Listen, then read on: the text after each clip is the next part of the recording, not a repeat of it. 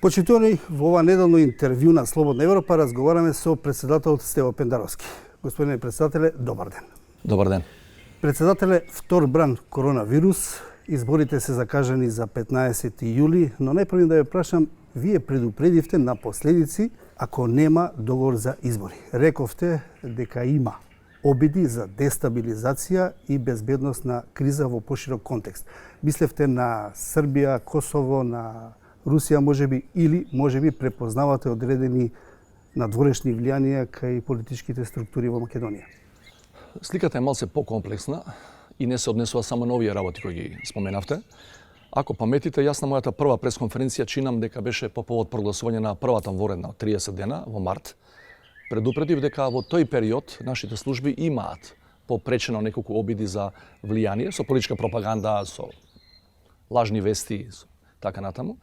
Меѓутоа, тоа во изминатиот период не е престано, но тоа е само еден од сегментите на кој јас мислам дека треба да обрнеме внимание и до 15 јули и по 15 јули. Зошто сликата е покомплексна? Знаете, подлог временски период као целиот свет што е зафатен со короната, ние сме практично во една длабока здравствена криза.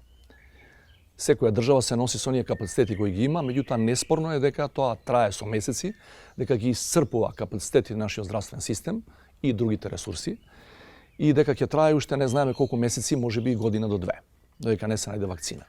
Значи имаме неспорно здравствена криза. Имаме елементи на уставно-правна криза, затоа што имаме распуштен парламент, имаме техничка влада и беше проблем како да се владее во тој временски период. Околу уредбите со законска сила имаше контроверзни стојалишта. Околу воведувањето на втора, трета и така натаму воредна состојба исто имаше контроверзни стојалишта. Па чекавме одлука на Уставниот суд да потврди дека е уставна цялата таа работа.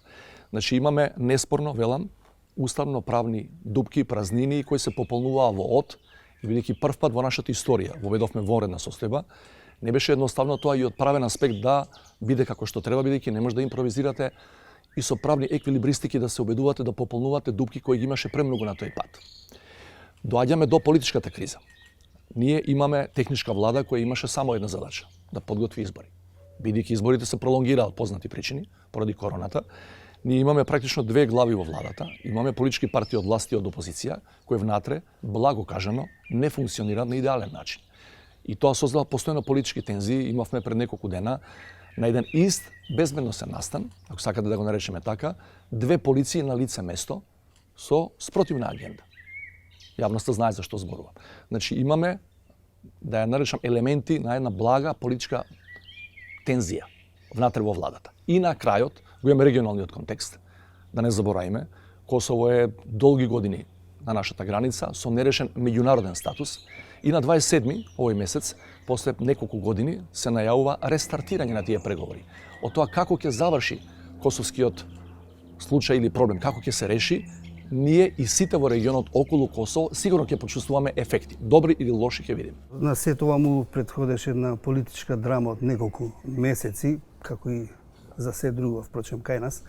Вие прогласувавте воредна состојба поради зголем број на заболени од коронавирусот, па потоа рековте дека ја укинувате поради тоа што владата ги исполнила економските параметри. Чувствувате ли тука некаква манипулација од политичките партии и кон вас директно? Гледате, значи мислам дека имаше неразбирање во делот на јавноста кои дел свесно, дел несвесно, бидејќи е уникатна ова ситуација, се обидуваат така тоа да го толкуваат.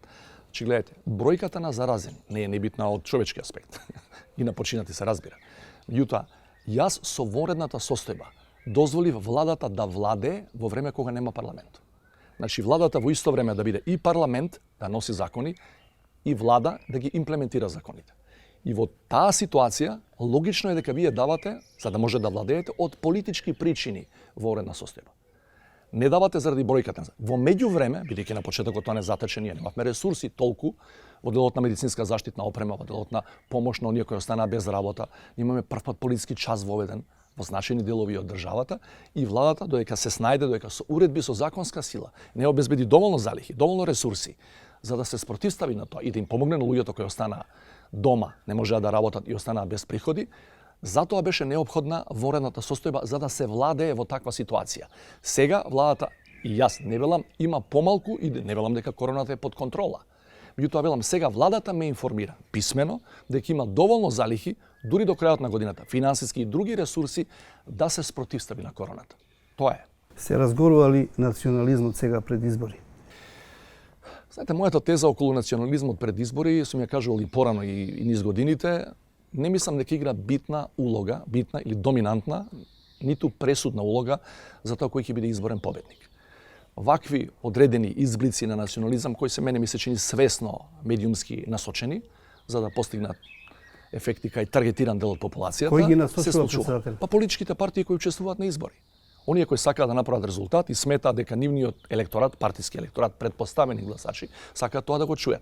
Меѓутоа тоа е, да го наречам, нормален балкански декор и на наши избори и на регионални избори околу нас. Но она што ја го тврдам е дека години и години наназад власта во нашава земја се добива и се губи на две други прашања. Како работите во економијата и како се справувате со криминалот и корупцијата. Што мислите за идејата на Дуи за премиер Албанец? Нема никаква уставна или политичка или законска пречка и Албанец да не биде премиер. Не навлегувам во тоа кои се нивните партиски мотиви, јасни ми се. Меѓутоа, не гледам никаква пречка да го истакна тоа како свое политичко барање пред идните нивни потенцијални партнери во идната влада, ако бидат во таква ситуација. Она што јас сакам да го кажам во тој контекст е дека досега владеачката партија, односно председателот на владеачката партија, најголемата партија во владеачкото мнозинство, секој пат со два мали исклучока бил и премиер. Знаете, премиерот според нашата поставеност на политичкиот систем е најмоќната политичка фигура. Тоа го знаеме сите. И премиерот го одредува курсот на државата, преку сите ресори, преку буџетот и така натаму и така натаму. Досега само во случајот со експертската влада на господинот Клюсев, 1991-1992, се случи еден специфичен политички експеримент кога уште немавме големо плурално искуство по 90-та, по нашето осамостојување, и само 2004-та, ако не се лажам, пета, имаше во многу куз временски период Хари Костов беше премиер, а не беше председател и на најголемата владеачка партија, но тоа беше затоа што тогаш таа владеачка партија немаше партиски председател. Како ги оценувате мерките на владата во борбата против коронавирусот?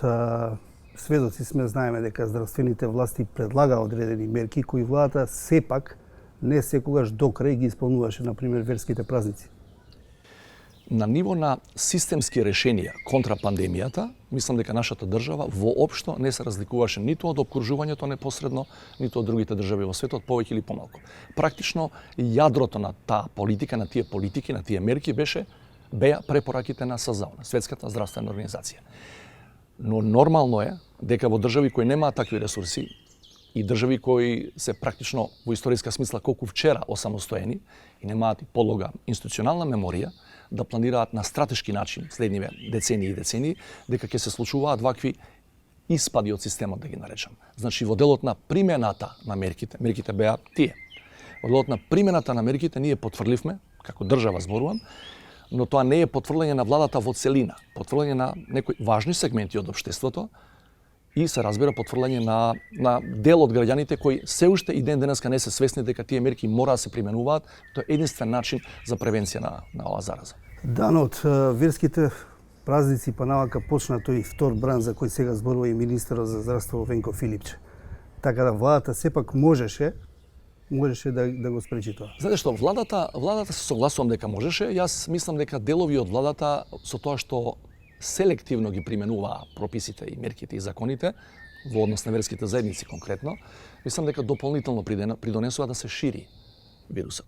Меѓутоа не можете да ги исклучите од одговорност и клучните верски лидери или поделни регионални верски лидери во ИВЗ и во МПЦ кои постапија комплетно неодговорно кон сопственото здравје и здравјето на верниците, меѓу другото, кога повикуваа на чествување или следење на тие црковни или верски протоколи без комплетно почитување на препораките. И јас го реков тоа и на првата моја пресконференција по повод првата вонредна состојба. Ако е возможно Саудиска Арабија со клjuč да ги затвори џамиите, ако е возможно папата сам, комплетно сам, да држи миса, не гледам причина нашите цркви и џамии да останат делумно отворени.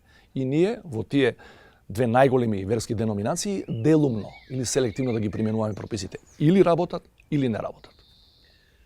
Очекуваат преговори со Европската Унија, а можно ли е вето од Бугарија? Рековте дека Гоце Делчев се чувствувал како бугарин, па потоа се оградивте од изјавите на вашиот советник Денко Малевски за новата реалност на македонскиот јазик.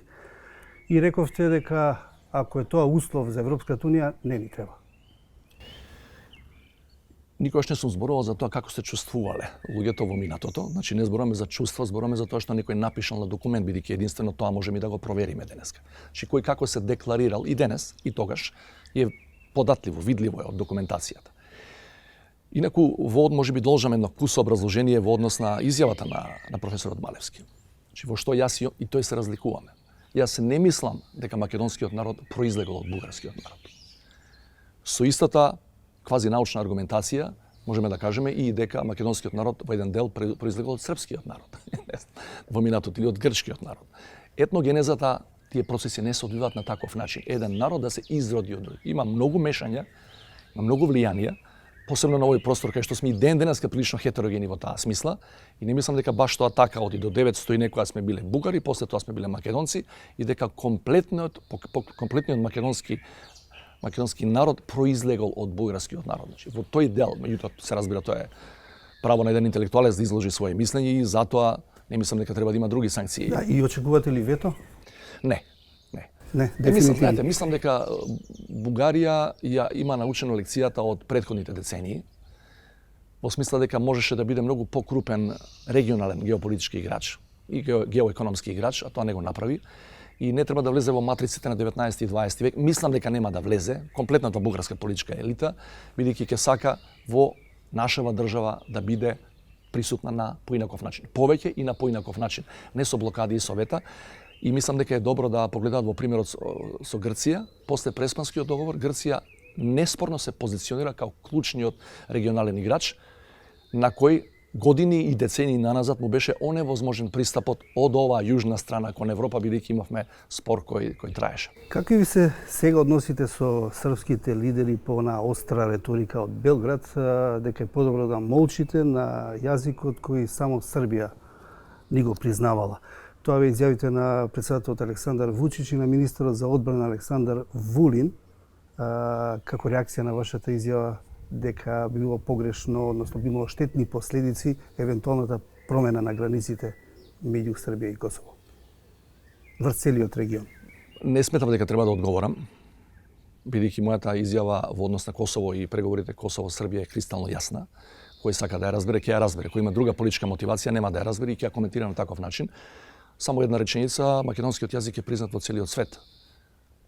Формално од 74 година со уставот на поранешна Југославија, која беше членка на ЮН, каде што македонскиот јазик беше меѓународно признаен во најголемата глобална организација на светот. Тогаш беше така и денеска е тоа така и тоа е така не само заради Преспанскиот договор. А имате ли индици дека би дошло до промена на границите? Знаете, јас реагирав на некои идеи кои се одвиваат на маргините на тој терен, да го наречам. И денеска, че рековме се најавуваат на 27 рестарт на тие преговори, јас не велам дека промената на границите не може да биде решение за косовскиот проблем.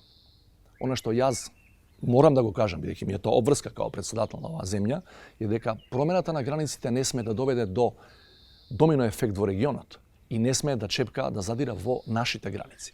И при тоа бараме јасни меѓународни гаранции ако воопшто такво решение биде на маса и ако биде прифатено и од Белград и од Приштина. Председателе, ви благодарам за разговорот. Молам. Почитувани, тоа беше се ова неделно интервју на Слободна Европа, во кое разговаравме со председателот Стево Пендаровски.